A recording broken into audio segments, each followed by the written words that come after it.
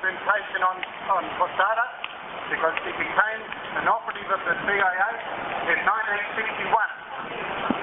Yes, Posada was born in Cuba, but left after the triumph of the revolution in 1959.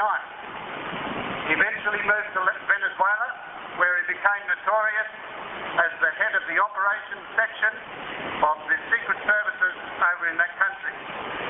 He's responsible for the bombing of a Cuban airliner in 1976, which was travelling from Venezuela to Barbados. All 73 people on board were killed, including 24 teenagers, members of the Cuban National Fencing Team, and 11 medical students from Guyana.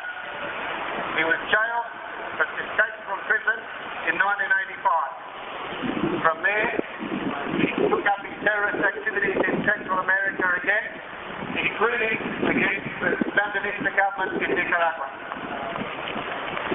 He co-authored the bombing of attacks on hotels in Havana in 1997, in which Italian tourist Fabio Gelmo was killed.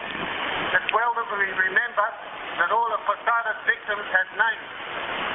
In 2000, while he was in Panama, he plotted to kill President Castro of Cuba using C4 explosives. He was arrested but was pardoned by the President of Panama. In 2005, he entered the United States after having lied in interviews with immigration officials.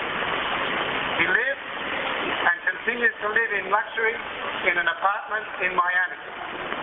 Under pressure from the international community, US authorities arrested him on immigration charges.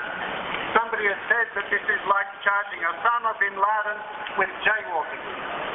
He lives part-time in comfortable detention and part-time in house arrest until the 8th of May this year. That's not even 2 weeks ago, when all of the immigration charges were dismissed. He has not been arrested as a terrorist under the Patriot Act, as he should be. He maintains his contacts with Cuban exile terrorist groups. Nobody touches him, despite the fact that the Department of Justice in the United States calls him a dangerous criminal and an admitted terrorist who has, and I quote, a long history of criminal activity in which innocent people were killed. He has not been extradited to Cuba, Venezuela or Nicaragua, as has been requested by the governments of those countries.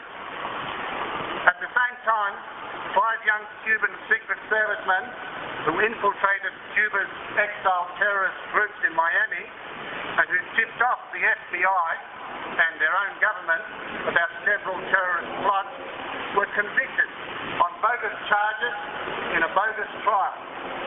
They have been in US prisons for about 8 years. Their families are not permitted to visit. This is a scandal. But what's it got to do with us? And what can we do about it?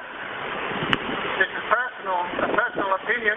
It's not the position of the Australia Cuba Friendship Society. But if you think about it, we can vote. Our government has followed every twist and lying turn of the US so-called war on terror. 1,500 of our servicemen and women are currently risking their lives in Iraq to support US lies and hypocrisy and drive for domination. We should ask the candidates in the forthcoming federal election what their attitude is to all of this and vote accordingly. That's the least we can do. The list of injustices in the world is very long, but I recommend the campaign to extradite Posada Carriles and to free the Cuban Five. Free the Cuban Five. Justice for the victims of Luis Posada Carriles.